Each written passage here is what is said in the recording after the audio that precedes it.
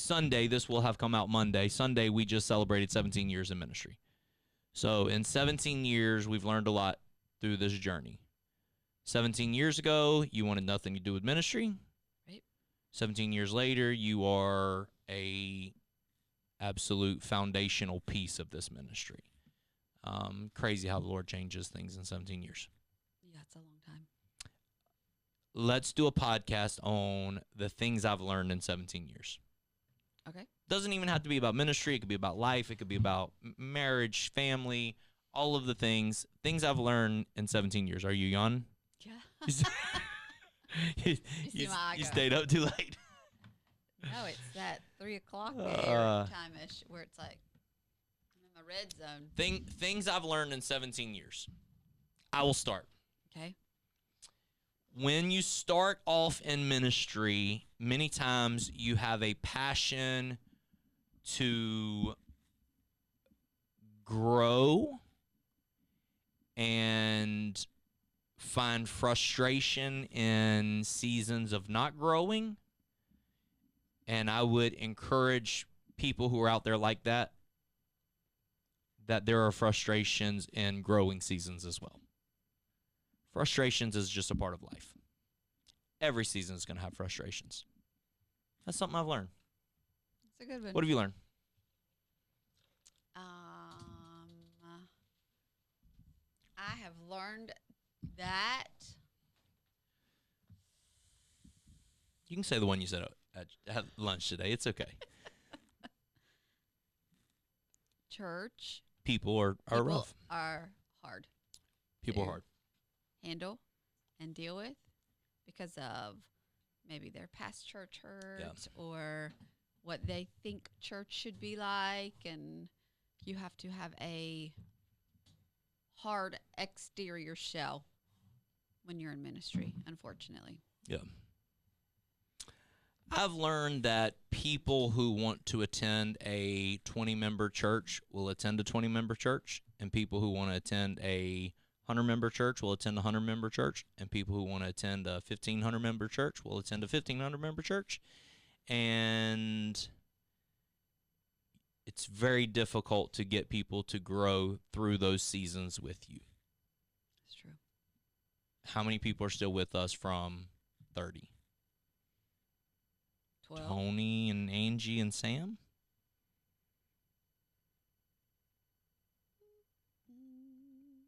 BJ? Well, BJ's in Delaware, but not very many. You're right. Yeah, there's not a lot. Then that 50, we call it some of the Scott Marias and Richie and Beth Thornell type people. They kind of grew with us through the process, but I'll say Richie and Beth have been with us the entire time. Almost the entire time, yeah. They were there the day we organized. Were During they? the picture. Yeah. Wow. So they've been. Oh yeah, because Hunter was Yeah. wasn't born yet the first day, right? And then Right. yeah. So not very many who have been with us from the start and grown with us through this journey. Because people who want to attend a 20-member church are going to find a 20-member church to attend. Right. And which is very difficult for a growing church, because as the church grows, you lose people and it hurts really bad because you're frustrated. Why did I lose you? But even now, we have people who leave our church now and say the church is just getting too big, and you're like, man, it just doesn't seem like how it should be. But it is. It is absolutely how it should be. I mean, not how it should be. It absolutely is how it is. Yes. What else? There will be I was gonna say seasons of growth and seasons of not stagnant, but Plateau, maybe? plateau. Yeah. Yeah. And that people are just building on what you said, people are going to leave. No matter what the circumstances, they are going to leave, and you can't take it to heart. Mm-hmm. You just have to let them go and move on, unfortunately, just because if they're not happy, or if God, has spoken with them and said it's time to move on, then it's time to move on. I've learned that one of the things I pride myself in is hard work, and nobody has any clue how hard I work. And they don't really even care. I pride myself on working hard, and the truth is, even you didn't know how hard I worked. Your first day on hanging around the office, you were like, "Oh my goodness, this is so hard." So people don't know how hard I work, and they really don't care, and it's okay because I'm not working hard for people. I'm working hard for the Lord. Amen. I have to remember that. Right. Just some thoughts. Just some thoughts. I got another one. You have thought about this. I've thought about this. I had about an hour. About us. I think one of the things I've learned through ministry is my dad always told me, or always told my family, I don't want to gain the whole world and lose my family. Talking about, going and doing ministry and losing his kids or his family and them go to hell because they hated ministry or they hated the church or whatever. And I found over the last 17 years that people will come and go, but when I'm when I'm retired and somebody else is standing in that pulpit every Sunday, nobody will care about. They'll care. They'll appreciate Jamie and Maddie Barfield, but somebody new can fill that void in people's lives. But nobody can fill the void in my life that you fill, and vice versa, hopefully. And our family has and will always hopefully take top spot in our life. It's incredibly difficult to neglect your family for years, and then all of a sudden your church doesn't want you anymore, and then look at your family and say, "Hey, let's be friends again." Yeah. It's hard to do. I think we've done a good job at that. Yeah, I think so as well. Conversation with other pastors or people to figure out how to keep our kids involved and not hating ministry. I think that was one of my biggest fears going into ministry, was that, the PKs, they go crazy. They go crazy. Mm-hmm. They don't want to be involved in church at all. So I think that was a really big scare, but I think we've done well. Even up until last sacred season, or this past sacred season, Kevin Wallace spoke over you. "Mama, your kids are okay. They're in the hands of the Lord. He's got them. He's got a plan over their life. He's protecting them." Yeah, and He has. He has. Yep. What's something I? What about you, Caleb? You got anything while Mom's thinking? Something you've learned over the last 17 years? You've been here with us from the beginning.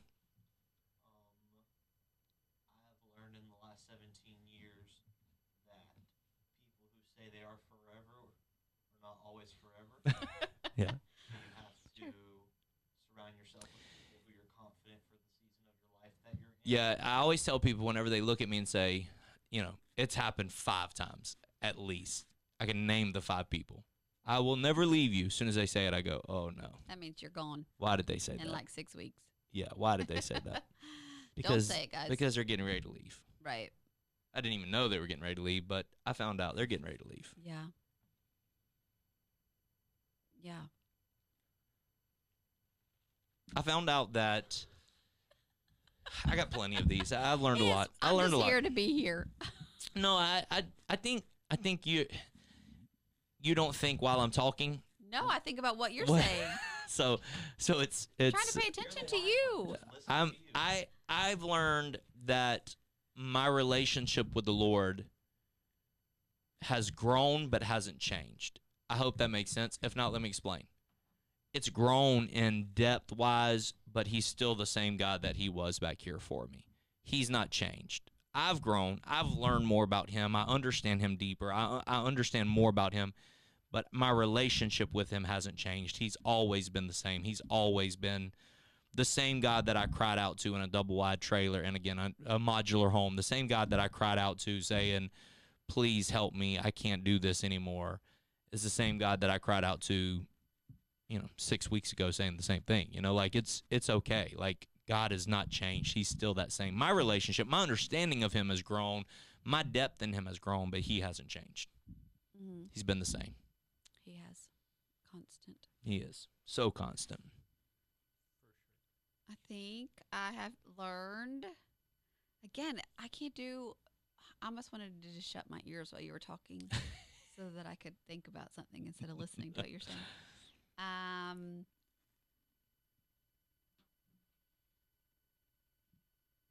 I've learned that ministry is life. Yeah. It's not like a job. Some people think, oh, I'm just going to do ministry as a part-time job. No, it's life. Yep. It is. It is every day. It is life. People are watching you all the time. People are, seeking you out all the time. There's always something going on. Ministry is life, and and it's hard, and you have to be willing to not give up stuff, but you have to be willing to. You have to be fully committed to it. Committed. That's good. If you're not fully committed to ministry, then you're not gonna last. Then this is not for you. No. This has to be your life. Right. And that's like, I know there are going to be people watching this way wiser than me that are going to say that's so unhealthy. And I would say to them, I think the complete opposite. The compartmentalization of people that say, I'm a minister here on Sunday, and then on Monday I don't have to be whenever I'm here in this area. I think that's why you get such double-mindedness in the church world. If you're a minister of the gospel, you are always a minister of the gospel. You are always walking the calling out that has been placed upon your life. It's not like it's not a job where you get to turn it off and say, I'm no longer a minister of the gospel today. Right. No, you are a minister of the gospel always, every day, every moment, in every place. And so the concept of, oh, you can go on vacation and turn it off. No, I can't. No. I go on vacation and I'm still up every morning reading my Bible. I'm still preparing a sermon for the next week. I'm still, as y'all are getting ready, I'm in there on the computer returning emails or whatever needs to be done, because there's people all around me hurting that need a shepherd and an encouraging word. You can't just turn that off. You have to be willing to, this has to be our life. Not the church. The church is not our life. We walked away for this summer for a month. The church is not our life. Ministry is our life, because we are called. We have been chosen by God, called, anointed by Him to do this in life. And so with that comes a special grace from Him to walk it out, but also comes an understanding that this is what we are committed to forever. This is our life. Even when you didn't think it was. Even when you didn't think it was. I have learned that. I have learned that. I have learned that. Maddie did not think this was her lot in life. No. The Lord was like, I always say, if I am your lot in life. I knew Jamie was going to be a preacher, I probably would not have ever married him. And it's funny how the Lord works. He probably allowed that to be hidden in the clouds because He knew that I need you and could not have done this without you. He's so wise, isn't He? Oh, yeah. So much smarter than we are. His ways are higher than our ways. So good. Yeah. I've learned that church planting is the hardest, most amazing thing ever. I love that our church is us. It's authentic, it's loving, it's real, it's full of worship, it's full of prayer, it's full of, freedom in the spirit, but also being normal human beings, and it's full of truth, and it's full of, it operates in excellence. All of these things that's who we are, and we walk these things out in front of people. And if you're planting a church, as you are planting, you will see the church takes on the characteristics of who you are. And so things that are pushed for in our own lives all of a sudden becomes culture inside of our church. I love that. Yeah. I think going on along with that, I have learned that I can still be myself, and it's okay. Like, it's okay that I don't play a piano or sing music or lead women's ministry or work in the nursery, or like, it's okay. I have learned to completely be myself and be okay with it, and not feel down about myself, or like that I'm not good enough because I don't do all those other stuff that other pastors' wives do. Like, And the only other not- pastor's wife she's ever known is my mom. So it's I so know strange. other pastors' wives. I mean, that you ever like knew growing up. Like it's not like But, yeah. it's not like you went to camp meeting and saw all these pastors' wives No. growing up, and you're like, oh, these ladies are this way. So it's kind of strange that that's a thought that you deal with or battle with or an insecurity that you struggle with, because our church has never made you feel that way. No. And so it is kind of unique that is a thing that you've carried through the years, because around here you're the queen. Everybody loves them some Maddie. It's because I'm real. I'm one of them.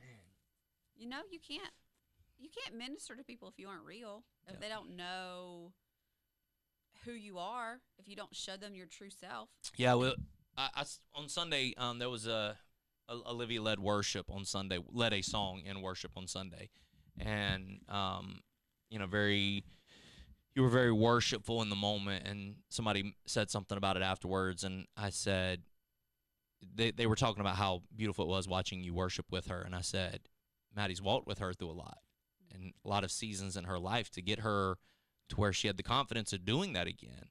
And so Maddie's celebrating not only the words she's singing, but celebrating that she's standing here in this moment doing celebrating this, her, yeah. celebrating you're using this again. It's so awesome being in this moment and me able to celebrate with you, knowing all the hard times you've been through. So awesome, Yeah.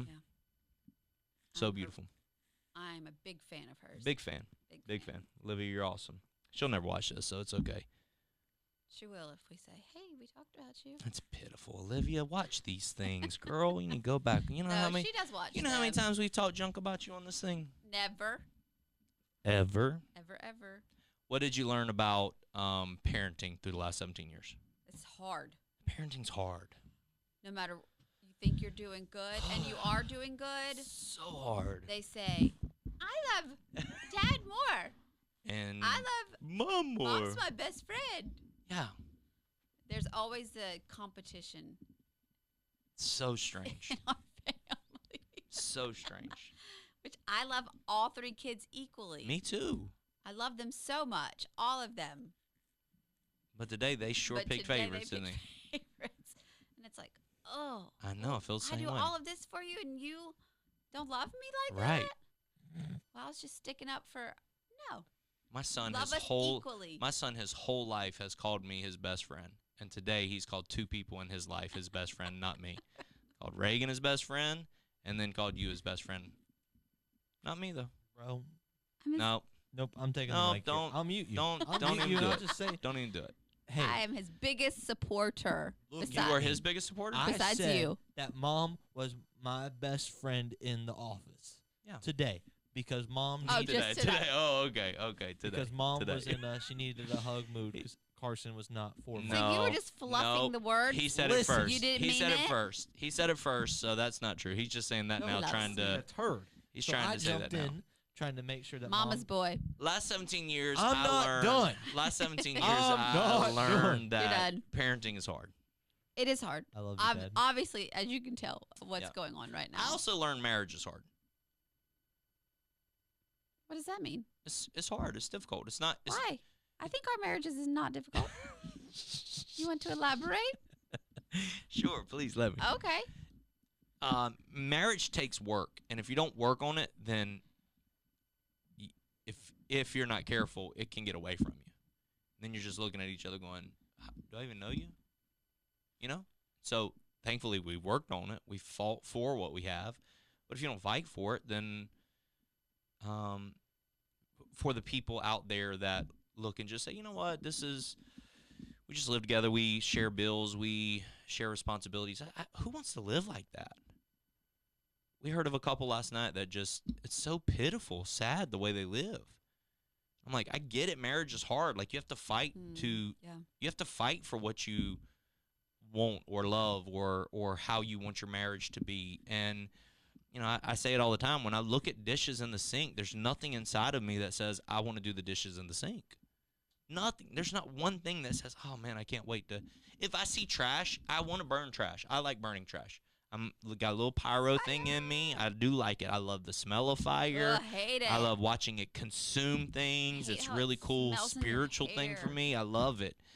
But if I see dishes in the sink, there's nothing inside of me that says I want to do the dishes. The only thing that motivates me to do the dishes is I want to do these because I don't want my wife to have to do them. Thank you for doing them the other night. Well, I don't. If kids would have been there, I would have said, "Kids, come do the dishes. They're all yours, anyways. They're not our dishes. They are. We They're always clean our theirs." dishes. You want something to say about that parenting? So, anyways, you got to fight for your marriage. You can't just coast. You have to decide you want a great marriage and you want to make each other happy and you want to serve each other. And if you don't, then you're gonna wake up one morning and be like, do I even like that person? Who knows? So fight for what you want. You're so beautiful. Say You're something so back. handsome. Thank you. You are. Maddie's not good with her words. She's good with words. No, Not- I don't know Not big words. kind words towards me. She says, I don't say mean things to not you. mean things. You're just not like I'm not a words person. not a words person. Yeah, But I yeah. will. serve me to Serve and- quality time through the Yeah. roof. Our love languages are Opposites. not really opposites. Just don't they don't line line up. up. Yeah. That's opposites, right? No, Yes. they're not going different directions. They're just not. They're parallel. They're not touch. intersecting very often. They're just They don't parallel. touch. What else? Anything else we learned in the last 17 years? That style changes. Hairstyles. You've had some crazy hairstyles through the year. Somebody church said to me, styles, yeah, somebody colors. said to me, you need to get your faux hawk back. You used to do a photo. And I was like, I am 43 years old. I certainly don't need a faux hawk. Some 40-year-olds still try to do all that stuff. And that's It ain't- cool. yeah. That's cool. It No. ain't me. I'm not gonna be a faux hawk guy. I'm not a. I'm an old fuddy duddy now. What does fuddy duddy mean? I don't know, and I really don't. Google that. See what Heck. fuddy duddy means. Hey Siri. No, No, don't whoa, ask her whoa, because whoa. she might say it online. Hey Siri. Hey Siri. What does fuddy duddy mean? Anybody know what fuddy duddy means? Who is fussy while old fashioned? Old fuddy duddy. You're an old fuddy duddy. Yeah, I'm old fuddy duddy. A little old fashioned fuddy duddy. Look at me. You are. Look at me. Speaking of old fuddy duddy, that's what we need to call pet peeve time of the week. Fuddy duddy. L. My old fuddy duddy. What is that a pet peeve I don't for? want to hear about your old fuddy duddy. That don't sound right. My old my pet peeve of the week. Yeah, why would I just why been would doing pet fuddy- peeves every Yeah, week. but why would fuddy? Fussy old person. Oh, church people. That's me. I'm a fussy old person. Fussy old fashioned old No. fuddy duddy.